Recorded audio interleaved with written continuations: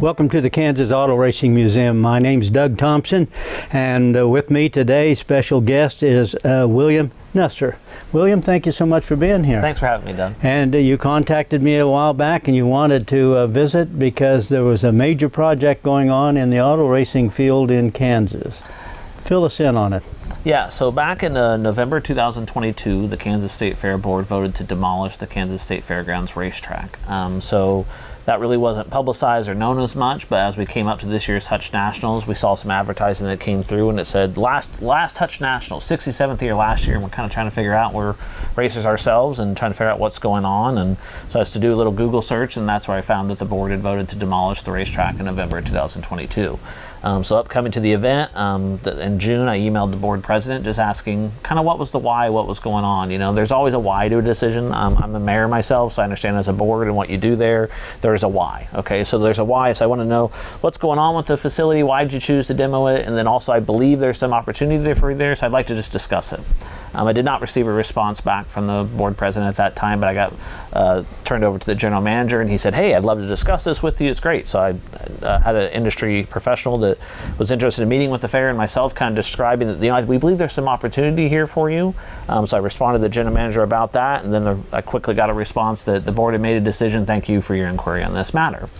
Well, knowing in my role as a mayor of that you're subject to open meetings and those deals, I figured the Kansas State Fair Board was also, so I just requested to be on the State Fair's agenda in July. So actually July 11th, I met with the Kansas State Fair Board about looking into other options, and basically my request was that day to July 11th of let me work with the general manager and come up with an alternative plan to what you guys have that includes a racetrack in your future, and then compare that plan with the racetrack to what your current plan is. And if you still feel that this other plan is in your best interest, then I felt like I could sleep at night. I was born and raised in Hutchinson. I have a ton of family memories there, and that's why it mattered to me. Memories with my father, my brother, my grandfather, and now we race there. So just knowing there and growing up there, it meant so much, and I just couldn't let it just be demolished without any voice or alternative view about what it could be. It just didn't make sense to me. At that July 11th meeting, the board did not elect to receive an alternative proposal or even see an option of the racetrack into the future.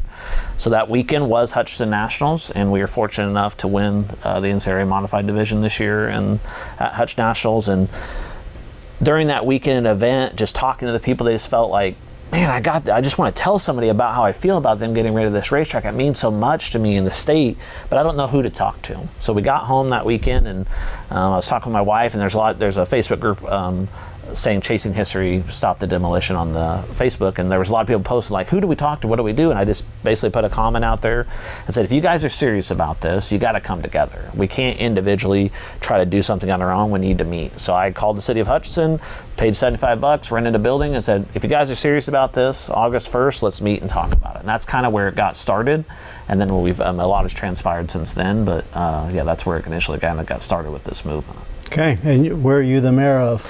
Larned. Okay, yeah. Good sized town. Yeah, it's been really enjoyable, and I think, you know, I look at this endeavor, it's given me a lot of experience having a state hospital and also state prison there. It's given me experience to understand the legislative process and who's involved in the players in this. So I feel that background and that experience that I've gained as mayor has really helped me in this endeavor.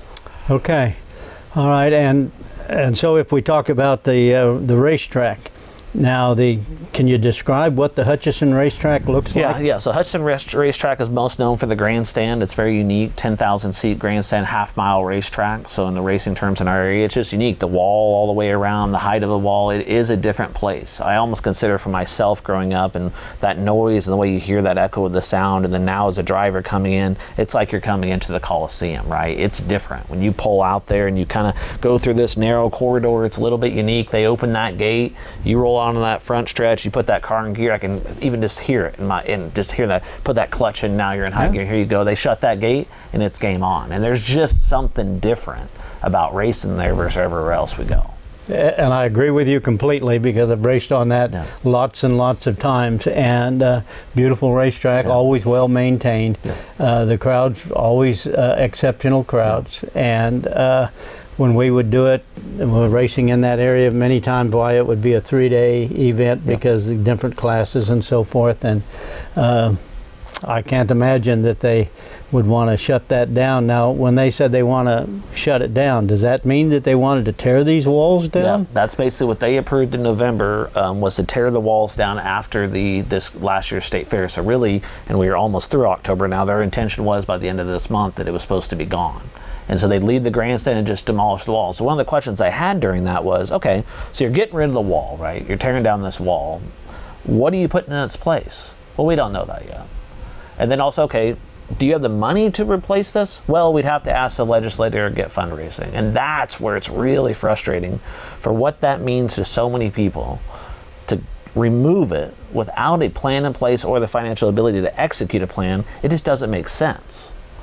Yeah, I agree with you. We're going to take a break. We'll be right back.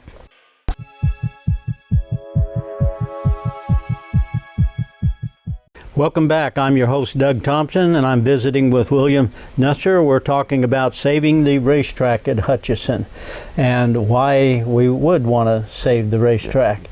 And you had mentioned in the first segment up here that 67 years of racing at that track, auto racing at that track, and lots and lots of people have been there to it. And for my own situation, as I think about it, why I don't ever remember going down there and finding anything less than a full house. Yeah. And sometimes the car count would be well over 100, and that's got to be a huge financial benefit for the community. Yeah, and I think that's been an interesting takeaway from it. You know, when this first started, and I made that first proposal to the board asking, let's work together and figure out just an alternative that includes a racetrack versus you don't have it, not, and figuring out. Then when we didn't get that support, I was a little surprised. I'm on a board, and I think you generally want to look at all options before you look at somebody demoing and removing it, because it can't be undone, right? So after that, I reached out to a couple people. I grew up in Hutchinson, and kind of some connections I had there to like, what's the pulse of the board there? Like, I can't really figure it out. And then I quickly learned they're not involved in the city of Hutchinson. They're not involved with Reno County. There's no board members from Hutchinson, no board members from Reno County, so they don't understand what it means to them. And that's why we've seen support from city council members, because they understand, hey, those days that it's going on, we can tell your hotels, your restaurants, your tourism, we can tell this is a positive event. The Hutch Nationals has been there 67 years. They've been racing at the Kansas State Fairgrounds since 1910. So they know what that means to the city of Hutchinson. And so that's why we've seen the support from there. Then now we've seen legislative support from the area, because they understand what the economic effect is for the city of Hutchinson. Well, William, if you take that concept of there's a excellent concrete wall that's a half-mile track, and so on the half-mile track, and there's a concrete wall all around that. If you tear that down, now you have a stage, and you have bleachers, and how you're going to have to replace it with something that's going to be expensive. Otherwise, people are just going to. And that's been kind of one of the crazy things. One of the more recent Cake News interviews, they asked them kind of what you're thinking for the space. Says, well, at minimum, we can get additional parking. And we're like, oh, what are we talking about? One, last year we raced during the Kansas State Fair 2022, and we all parked inside the racetrack, so parking's available today. Yeah. I mean, we had guys are driving with semi-rigs now, coming in there and racing during your biggest event when parking is at its premium, and we parked inside of it, so parking is available today. So it's just kind of some confusion there of what's going on. It really disheartens you a little bit of not thinking that you would just demo the wall without a future plan and not an ability to execute a future plan. It just doesn't make sense to us. Yeah, I would have to agree with you. Did you put together any finances, William, to show how much this brings in, costs and so forth? Because I'm assuming any board, and I'm not picking on them, but any board that says, well, we're going to get rid of this because it doesn't generate money, it costs more money, and 4, 5, 6, 7 other things. Yeah, and I think what initially, we went through in KSN, even those initial interviews were the state fair's messaging was lack of use and we're losing money on it, and it's too big of an area. So 18 acres, we're not using it enough, and we lose money. So I'm on boards, but I also believe my leadership style is challenging the process. Okay, so if you tell me, hey, we're losing money on this, well, can you show me? I just want to kind of see what that looks like. So we requested that information through a legislator to get from the Kansas State Fair. Show us how Hutch Nationals is losing money. It's been told many, many times. The board was told, Cake News was told, KSN was told, the legislators have been told, we're losing money, we can't continue to do this. That's what was told to me initially when I reached out. So then we had the financial that was produced by the general manager of the Kansas State Fair that came out on Hutchinson Nationals. And it shows his initial... For what year? this year, 2023. Okay. So it initially had showed that the food, there's two basically profit losses. They have food and beverage, which is concession, and then they have the racing portion. So on how Hutch Nationals has been done for years is you have a promoter that comes in, they rent the facility, and then the state fair gets food and beverage, they're getting the track rental fee, they're getting the sales tax, and then there's other percentages they get that comes back in. They don't actually get involved in the ticket sales or the purse or in managing or even running the event. So it initially had shown that there was a $5,000 food and beverage profit, and then the racing side, they had shown that they had lost $11,000. So it says, okay, we're losing $6,000. But when you really look into the numbers and try to see what's going on, one of the expense line items that they had was facility rental fee of $10,000 for the Kansas State Fair. You own the facility. Who did you pay the $10,000 to? You don't have an expense. So now we're at a -6, now we're +4. You take on there. Well, did you get to have any conversation with the board about how they came up with these figures? Or that hasn't happened yet? Well, we've had those discussions kind of through media a little bit. They've asked, and we pointed that out, and the Cake News to point out, and we don't ever, the only response we ever get, well, it loses money. Well, prove that it loses money. I want to see a general ledger. And then they had allocations of labor. They had equipment. So, and Representative Wagner asked, they have an equipment rental fee to set up basically the pit fence, a $5,850, $5,850, and then another $2,000 later. So $8,000 in equipment rental fee. So Paul asked, so you had to rent equipment for this event? Oh no, we own the equipment. So you're paying yourself. Yeah. So it's not an expense to yourself. So then it started showing, and then we started getting some indicators as we went through that maybe we weren't dealing with a trustworthy process. That if you go in and you want to present a report to show something because you want something done, and that's what we're talking about, want the track demoed, and you've told people it is losing money, but they ask you, prove it, what are you going to do? You're going to prove it, but not with actual numbers. An interesting thing, I've been kind of doing Zoom meetings down, just listening to the Kansas State Fair board meetings down. One of the takeaways, the last meeting was, the administration had asked the board and told them basically, hey, we just got QuickBooks because we haven't been able to track expenses by department, and we're going to do that now. So if you don't have that ability, where did these come from? They were basically made up. It was made up to show the racetrack was losing money, but when you actually look at the data, it is making money. They excluded revenue of not having the camping income. They didn't have the sales tax income because the Kansas State Fairgrounds, most people may not know, 85% of the sales tax generated on the Kansas State Fairgrounds is retained by the Kansas State Fair, which is okay. I think that's a great principle. What money you earn, the state's basically letting you retain that, but you're not building that to the calculation of those ticket sales. You know, you get 10,000 people there, $20 a piece. You're getting $200,000, that sales tax, keeping 85%, it's a real number. So we started getting some of these frustrations about the information. And so the board, I think, was told you were losing money, lack of use, and it made sense. It probably made a logical sense when that was initially relayed to me. I said, I can understand that. When you start looking into it, that's actually not what's happening. Well, okay, that's interesting because, you know, I can understand that sort of a concept if they said, you know what, our attendance has gone from the 1988 to where we are now, and we've got 600 people in the stands as opposed to 10,000 or more, not counting the ones in the pits. Yeah. I don't understand the logic of that, of the board, when you're looking at, oh, well, we need restaurants who need to be able to have an income, motels and so forth, and that generates money throughout the community. I don't understand why they would want to get rid of the racetrack, and we'll talk about it here on this next segment. But I don't understand the concept behind it. Yeah. We'll be right back.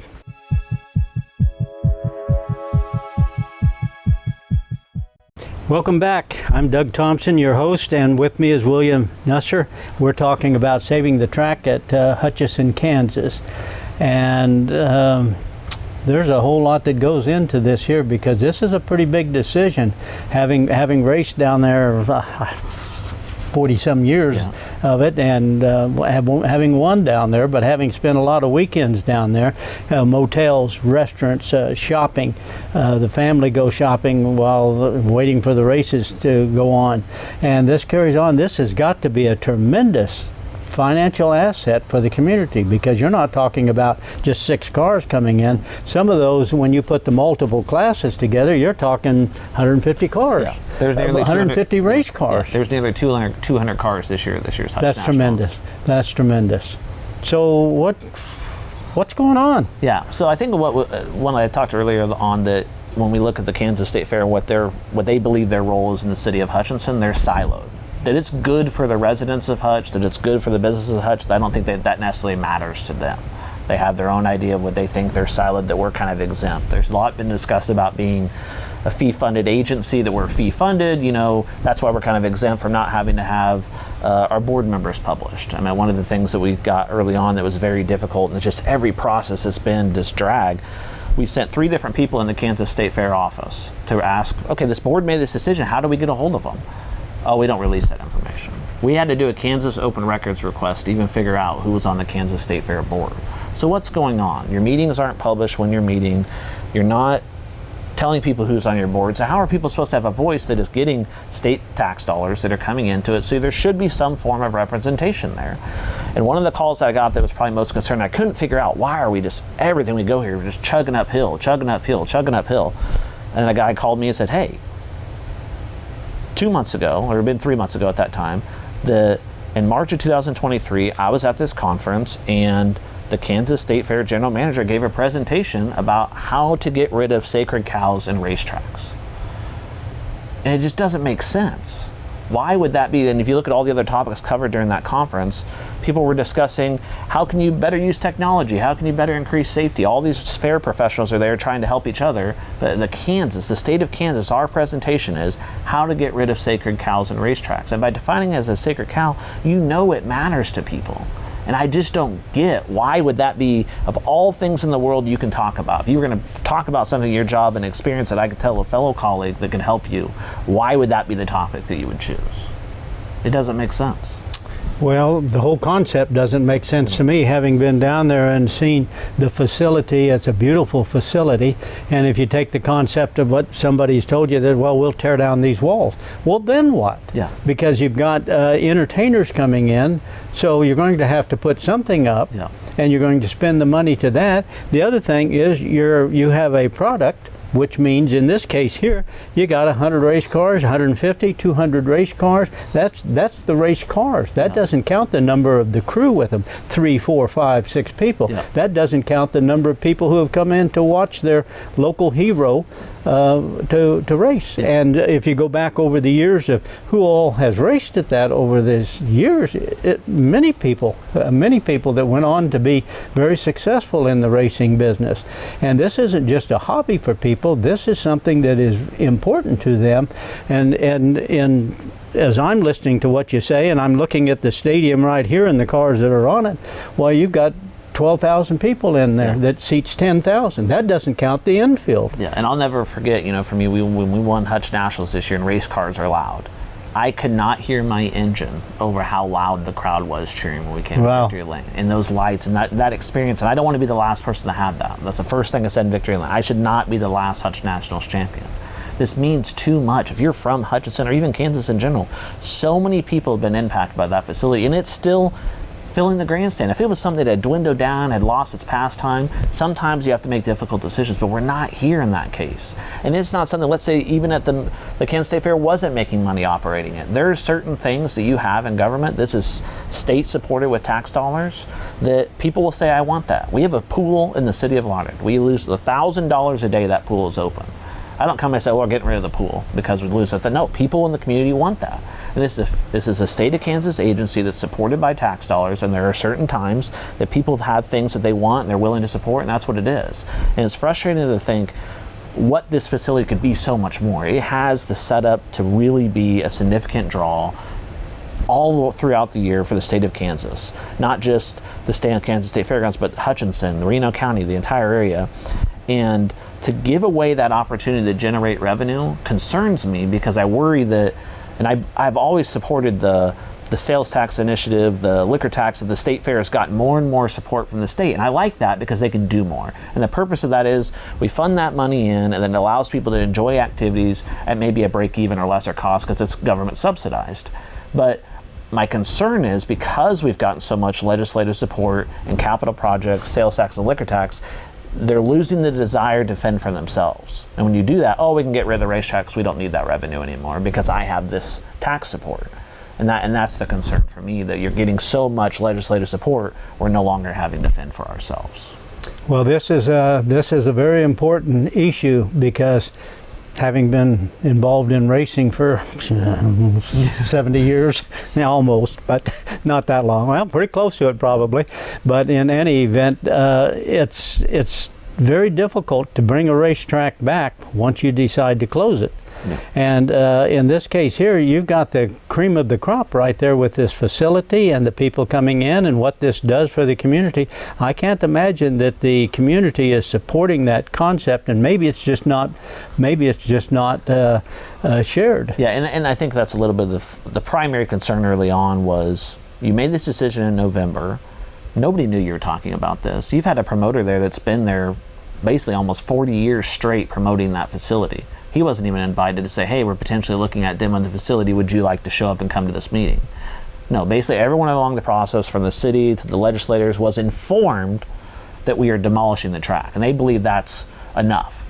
No, there should have been open meetings and things going on. Hey, we're thinking about doing this. What is the community's reaction? And by not doing that, it gives you some concern of what the intention is. Is the intention to get the states and the taxpayers' input, or is the intention to get it done? Hopefully nobody says anything. If I don't say anything, we don't do anything August 1st, this happens without anybody saying anything. And now we've garnered over 10,000 signatures for this. And the hard part is, we're meeting November 14th with the Kansas State Fair Board, and basically it's going to be a public comment session. They aren't going to say anything about the meeting. They're not going to do anything about the meeting. There's an RFP for promoters, or there's a request for promotion for future of the facility. So if they keep it, we need somebody to promote it. But they won't do an RFP. They're not telling anyone about it every step of the way. And you have you're the state fair. Your job is promotion of events, right? But nothing, complete silence. You don't say anything about your board meetings. You're not saying anything about this meeting. The goal is to hamper it down as much as possible. And it's hard. We're basically trying to rise up from zero with no budget, no organization, and no formalization against a state agency that doesn't want to play ball. And it's been difficult. Oh, I'm sure it has. We're going to cut away, take a break. We'll be right back.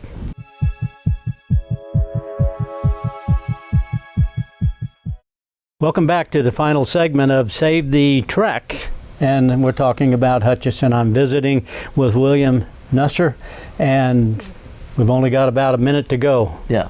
So now what happens? Yeah, so November 14th, we are meeting with the Kansas State Fair Board. They have opened up a public comment session that probably should have been done from the beginning. So it's November 14th, 5 p.m. at the Dillon Hall at the encampment building on the Kansas State Fairgrounds. Also, you can go to saveourtrack.com. There's an online petition there that you can sign. We're trying to garner as much support as you can, so please share it, because we're basically carrying the entire burden of getting this information out about a meeting, and also we're carrying the burden about trying to find a promoter. Okay, for that meeting that's coming up, will there be the opportunity for people who are not physically there to be able to view it in some fashion? They talked about potentially having a Zoom availability. They don't know of their technology, if they'll be able to execute that, but more than likely they're going to require to have a comment to be in person. So what we're encouraging people is to get on there and get the petition signed, maybe even email the manager if you can't get your comment in there. But at 5 p.m. that 14th, we're trying to get as big a crowd as we can. William, good luck with it. Thank you for what you're doing. Yeah, thank you. Hope you've enjoyed. Talk to you next time.